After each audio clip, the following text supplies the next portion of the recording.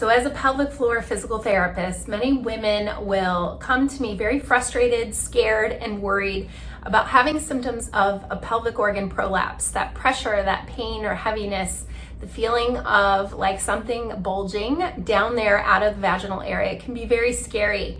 And many times if you go to your doctor, surgery is recommended as the only option. Well, keep watching this video if you want to learn more about when you should actually opt for surgery and what else you may be able to do holistically that you haven't tried before. So I know how concerning it can be to get these symptoms. They can range from what I mentioned before, having pain or pressure, heaviness down in the vaginal area, even the rectal area. It hurts sometimes with sitting, standing, walking, being more active, or you get this uncomfortable feeling in that lower abdominal region, and sometimes back pain or tailbone pain as well. So the symptoms can vary and it can be nerve-wracking. Having a pelvic organ prolapse, it could be the rectal area, it could be the uterus, it could be the bladder.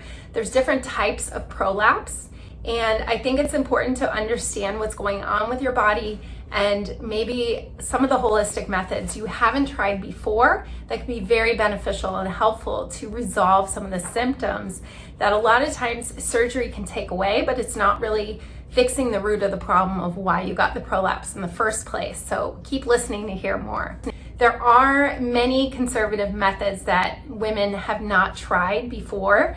So if you are someone that has never tried pelvic floor physical therapy, you've never done the right types of exercises, or you've just been looking online to find things that can help it, or maybe you were told to get a Pessary, a device that can help kind of hold things in place. These methods can actually be very helpful and can a lot of times when combined together, doing this before surgery can actually resolve your symptoms and prevent the prolapse from even getting worse too. So I think it's important to understand what exactly is a pelvic organ prolapse, and I'm gonna go into that first. So I have my lovely pelvis here, and if you can see, here's your hip bones on the side, you have your spine in the back, the tailbone here, and if you've watched any of my other videos to do with pelvic floor issues, you may have seen this before. But inside that pelvic cavity, you have your bladder, your uterus, and your rectum. And as a female, those pelvic organs are supported by the pelvic floor muscles down in here. It's kind of like a basket that holds things in place.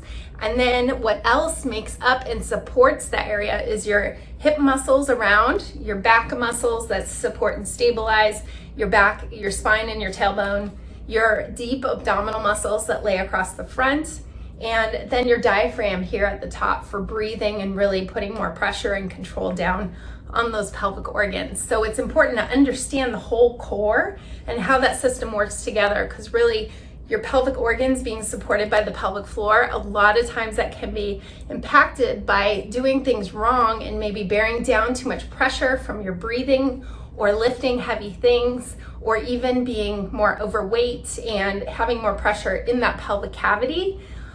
You can also have weakness of your back muscles or your abdominals, and if that whole system is not working together properly, symptoms of a prolapse can get worse, and those are red flags telling us if you're getting any bladder urgency, leaking, or it's difficulty emptying your bladder all the way. Maybe you're getting some rectal pressure when you're sitting or you're going to the bathroom, or even in the vaginal area, you'll feel that pressure or heaviness. Those can all be symptoms of different types of prolapse. And prolapse comes in 4 different stages. So stage 1 through stage 4. Stage 3 and 4 are gonna be more severe. That's when we'll actually notice almost like a bulge, or some women say they feel like they're wearing a tampon and it's sliding out, or they almost see like a golf ball size bulge coming out through the vaginal area when they're going to the bathroom, sometimes more at the end of the day when they've done more activity. So not to be scared about what you're seeing, but those are common symptoms that we see with a prolapse. And a stage 3 and 4, a lot of times the doctor will go right away to recommend surgery as being the option to be able to kind of lift up that pelvic organ that's connected by ligaments and hold it in place, whether it's a bladder mesh surgery or there's different procedures on how to really resolve the prolapse and keep things in and up there. But if you have not resolved the actual pelvic floor muscles and addressed them with the right types of exercises, and now I'm not always talking about Kegel exercises and contracting and doing those, that's not always the case. There's actually many women that I see with a prolapse that have more tense and restricted pelvic floor muscles down here because they're guarding subconsciously, and it's almost like you're afraid of what's gonna come out and bulge out, so you overdo the compensation by contracting and really pulling in those muscles too much. Or you are taught a lot of times with like a Valsalva maneuver or bearing down or pushing out, and therefore that's going to affect your diaphragm and pushing downward on the pelvic organs, down on the pelvic floor muscles. So it's all about learning the right ways to coordinate breathing with the control of those muscles and exercises. And sometimes it's a little too complex to watch a video and just do it on your own.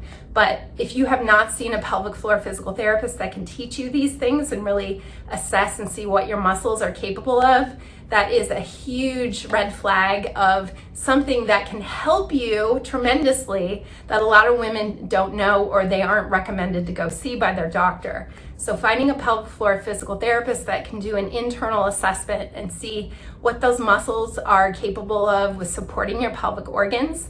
No matter what, if you end up having surgery, it's going to make that surgery successful because you're gonna, like I said, get to the root of the problem and help the pelvic muscles be able to contract and support those pelvic organs.